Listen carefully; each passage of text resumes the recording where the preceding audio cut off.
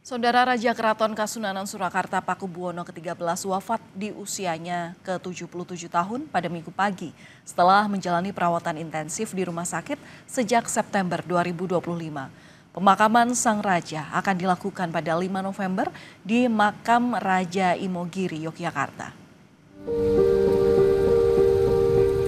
Keraton Kasunanan Surakarta, Jawa Tengah berduka.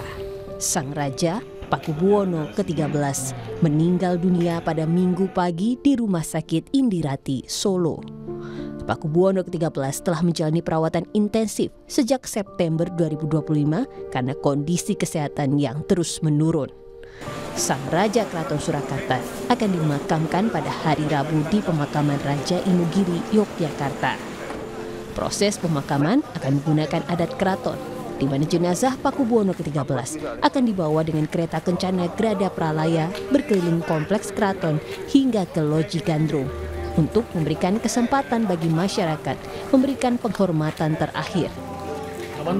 Nah, pemakaman sudah kita sepakati hari Rabu tanggal 5 kita upacara mulai jam 8 pagi itu, dan tadi sebetulnya ada kehendak mau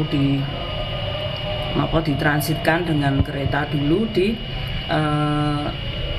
Wuryaningrat, tapi sekarang ini sudah pasti kalau kita minta kepada Pak Wali itu di Loji Gandrung.